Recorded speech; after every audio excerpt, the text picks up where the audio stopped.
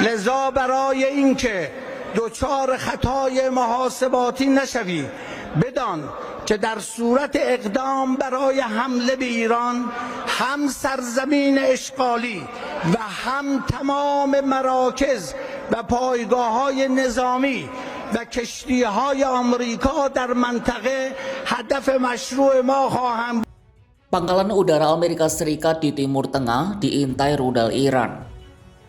Hal itu terlontar dari parlemen Iran sebagai ancaman balasan atas ucapan Donald Trump. Setelah AS mengancam akan kembali melakukan serangan udara skala besar ke Teheran, Iran mengancam balik. Mereka bersumpah akan menargetkan instalasi militer di seluruh Timur Tengah jika satu butir peluru AS menyentuh tanah Iran. Kecaman Iran ini tak lepas dari pulihnya persediaan rudal balistik mereka usai digempur Israel AS dalam perang 12 hari pada Juni 2025 lalu. Namun sanggupkah Iran membombardir pangkalan-pangkalan militer Amerika? Apalagi di tengah kondisi negara yang carut-marut akibat demo berkepanjangan? Simak selengkapnya dalam video berikut.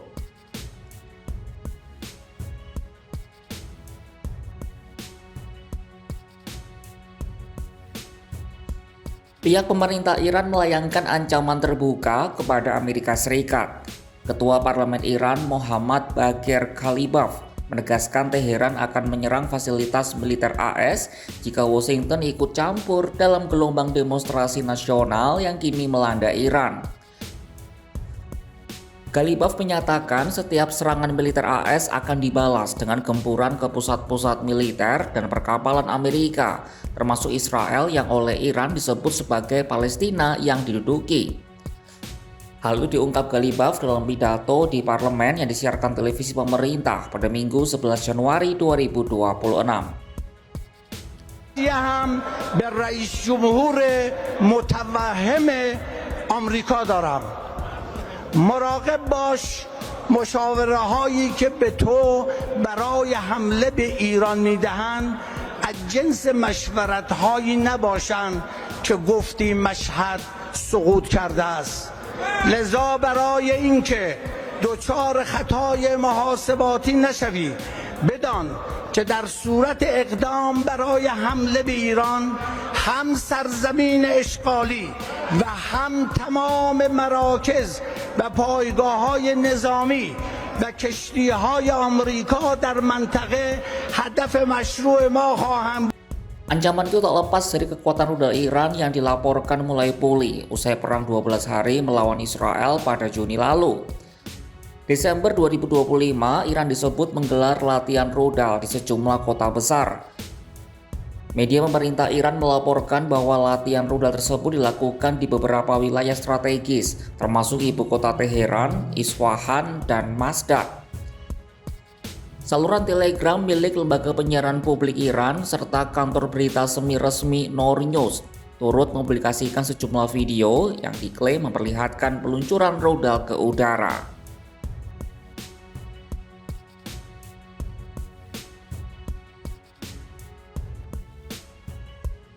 Amerika Serikat memang terkenal memiliki banyak pasukan dan fasilitas militer di kawasan Timur Tengah.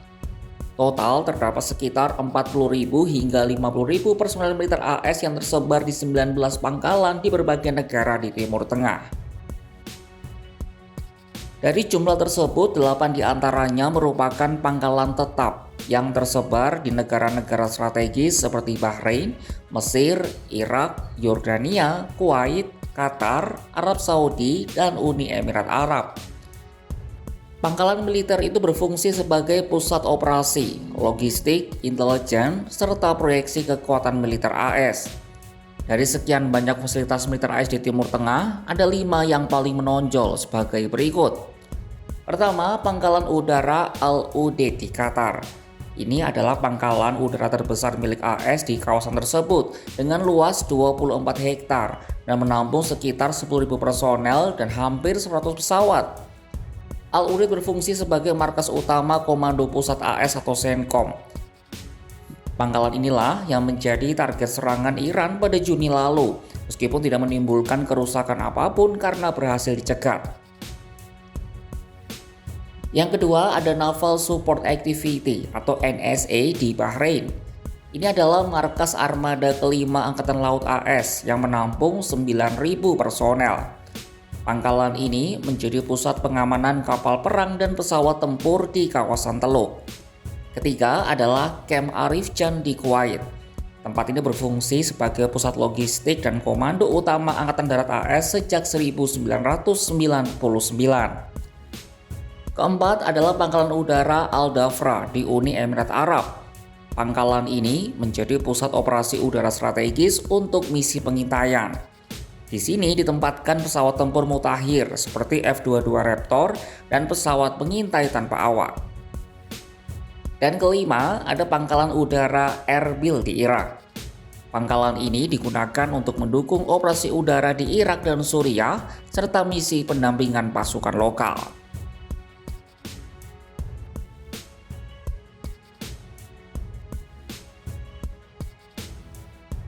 Presiden Amerika Serikat Donald Trump tampak sangat serius mengincar Iran dengan rencana serangan udara skala besar. Menurut laporan pejabat AS, diskusi internal telah mencakup opsi serangan udara berskala raksasa terhadap sejumlah target militer di dalam wilayah Iran. Strategi ini dirancang untuk melemahkan kekuatan Teheran secara signifikan tanpa harus melibatkan serangan darat yang beresiko tinggi.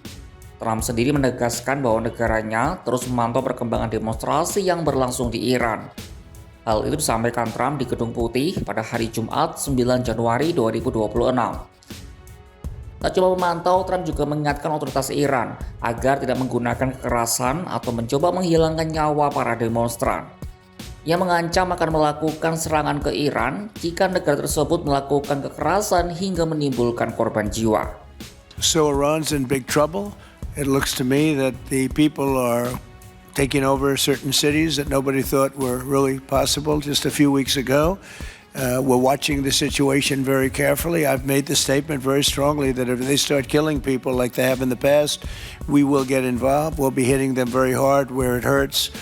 And that doesn't mean boots on the ground, but it means hitting them very, very hard where it hurts. So we don't want that to happen. There have been cases like this where Meski begitu, Trump menegaskan bahwa ancaman Amerika Serikat tidak akan melibatkan pengerahan pasukan darat.